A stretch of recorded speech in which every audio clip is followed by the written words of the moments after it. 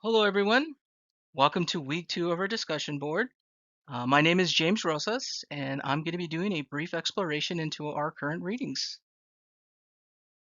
A brief overview of what I'll be discussing: Woodrow Wilson and his administrative perspective on things, Frederick Taylor and his scientific management and how it's applied in the workplace, Max Weber, a bureaucratic understanding of entering the workplace, and Mary Follett, a social understanding also in the workplace. And then I'll be closing it out. Thank you. Starting with Woodrow Wilson, the father of administration is how I see him. On page 45, the second to the last paragraph, he mentions an idea that I found very interesting because it is something that extends past administration and politics, which he discusses that as an organization, we have an opportunity to learn and take from other countries such as, say, France or Germany, and use their policies and practices for the betterment, for the overall administration. Now, he does make it very clear that in this time and even now, we don't need to adopt everything. So if there is a political background or belief, we don't need to adopt all those ideologies in order to take that one thing that we like. So if it's a monarchy or an oligarchy, anything like that, we don't have to become that. We could just take the thing that we see as valuable and apply it to what we're needing. And this is what he's discussing. And I find this very interesting and very useful because he actually describes this in the sense of, we borrow the English language but we leave out words like lords and kings. So we are able to pick and choose. And he's showing us as an administration, as a government or agency that we can pick and choose and we can decide what we want to use, right? And I believe this statement is actually more important than I realized because we as a society are a melting pot of information and ideas. We're not pigeonholed at all to one track mind, right? And I remember even in the 2010s, Common Core came forward and all state educational systems came forward and said, hey, let's all have the same background. So everybody has the same educational system, right? And no matter the opinion of where Common Core is now, the idea behind it was let's share our ideas, what we're doing best at. So whether it be mathematics, as one state does great, another state does great in sciences, another state does great in, social sciences even. How do you do good? Why are you doing better than everybody else? Let's adopt what you're doing and what you're teaching your students into one big program. And so if anyone were to move, go to a different state or different district, there's no one behind. Everybody's caught up and everybody knows what they're talking about. So his ideology of this is to borrow and use amongst each other, not just countries, of course. We can do better and we can actually be better.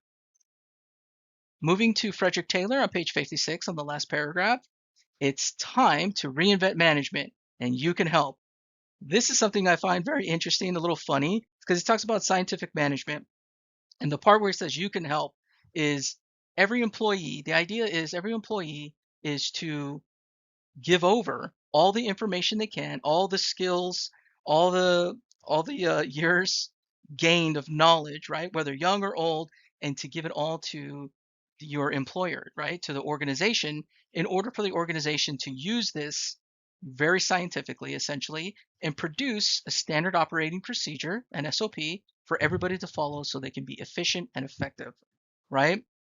And this really stuck to me because this is something we experience in the workforce and every day. As an organization, we want to hold, value and gain much more information as possible to be profitable. But this is definitely a double-edged sword because in order for the company to become more successful, employees must give away their knowledge and information. And how many people really want to do that?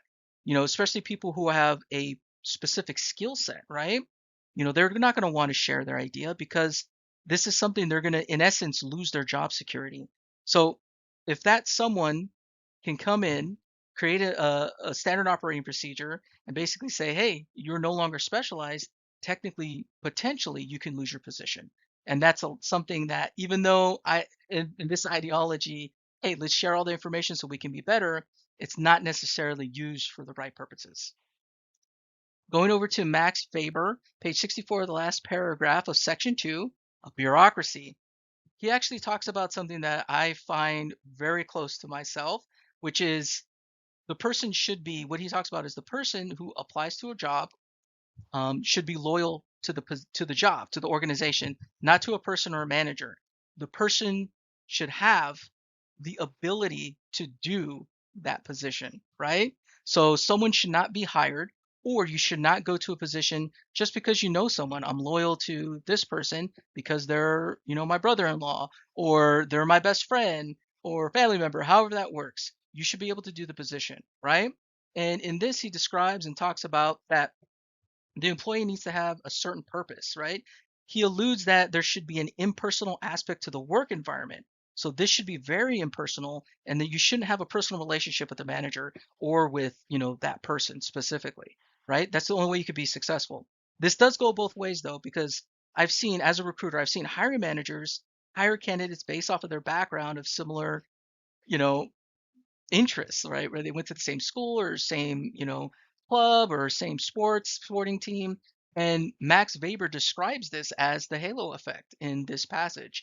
And basically it's saying we have similarities, so I'm going to like you better. So he says we need to have a line in the sand that can describe this better, and that we can actually hire people who can perform these jobs.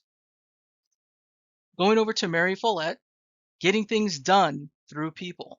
Now, she discusses something that are more social within the workplace.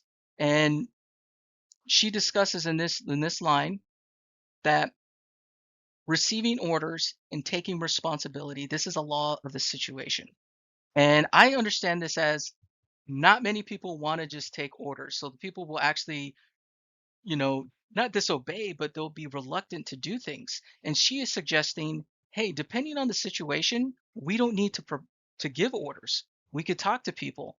We can make them feel at ease or make them feel welcome at work, or we can make them do the things that we want to do depending on the situation. We don't need to demand things. We can ask things. And if there is something there that we need to help and support, we as a manager and we as a managerial system are there to help and support you.